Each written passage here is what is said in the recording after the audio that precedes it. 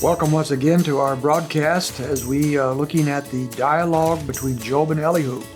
Elihu is his younger friend who is rebuking him very strongly. Now, the other friends had also rebuked Job, but as we've seen, their worldview skewed what they understood. They had some things right on occasion, but they had a lot of things wrong because they had this view of the universe, the view of God, that made it like if you lived righteously, all would be well.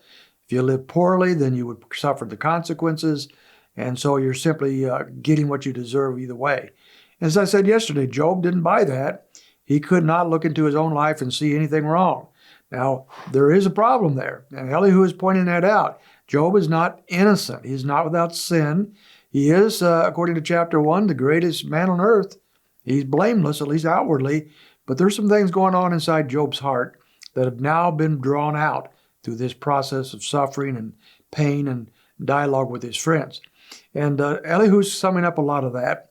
When we get to chapter 36 of Job and continue Elihu's comments, he is here now in verse 2 defending God.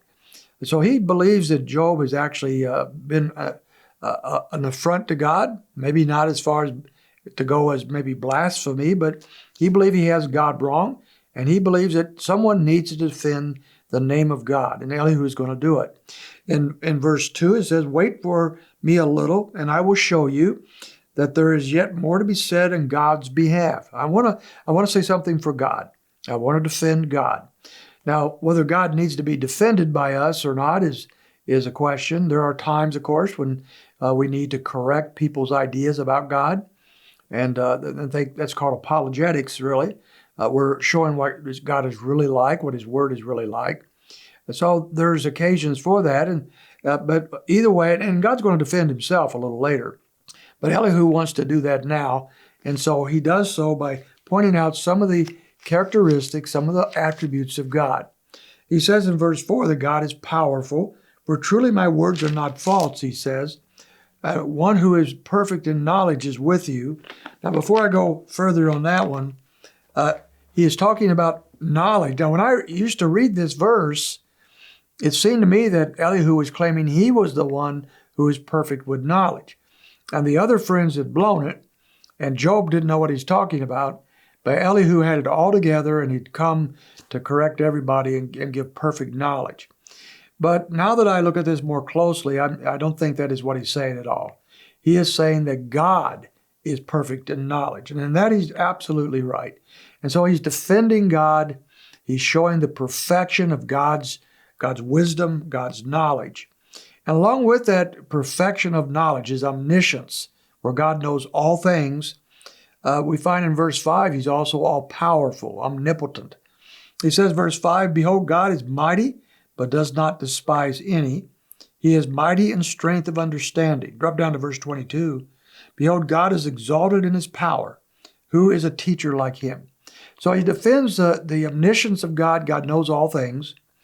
And he defends the omnipotence, the power of God. God is all-powerful. So Job, in his puny words and his challenges to God, is out of his league. He is dealing with one who has perfect knowledge and who has all power. And he is going to demonstrate that, Elihu is, by explaining that to Job. And also he's sovereign. In his omniscience and in his power, God is sovereign. Verse 6, "He does not keep the wicked alive, but gives justice to the afflicted. He does not withdraw His eyes from the righteous, but with kings on the throne, He has seated them forever, and they are exalted." So who controls this world system? Who controls the powers that be, including the kings? Well, it's the sovereign God. And who deals with the wicked? And who deals with the afflicted? Who needs justice? God does. He doesn't always do so as we would expect or that we think is right. That's part of Job's problem.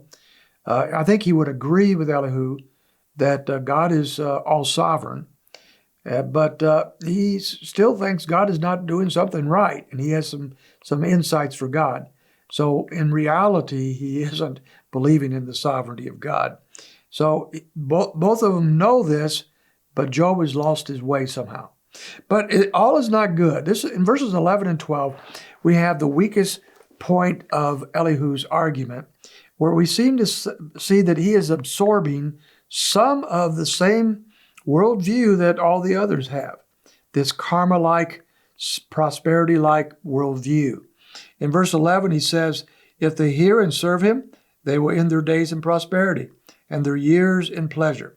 If they do not hear, they shall perish by the sword and they shall die without knowledge. So he is saying kind of what Job has been saying and the friends have been saying. So we see a weak point here in his theology, not apparently to the degree that the others had, but he's also not perfect in his understanding that God does not necessarily give people what they deserve at this point in time. And we can't look at the circumstances of life or the circumstances that you and I are going through and know with absolute certainty what God is up to. And that is a fallacy that Elihu shows here as well. At least a weakness here. Maybe not the full-blown prosperity idea that some of the others had, but he had something like that here. But he does end this particular section in verse 21 by giving a warning to Job. He says in verse 21, be careful, do not turn to evil, for you have preferred this to affliction. He's saying here, look, I'm warning you, the direction you're headed, the trajectory you're going down is bad. You're in a dangerous place. Be careful. Do not turn to evil in your suffering, your pain, your questioning, your confusion. Be careful with that. And I think it's a wonderful admonishment that he gives Job here, and one that we can give one another in our doubting and our questions and our confusion at times. Keep in mind to be careful, that we not step too far over that line and go down that slippery slope into something much worse. Job seems to be on that edge, and Elihu warns him about that. We'll continue Elihu's dialogue tomorrow.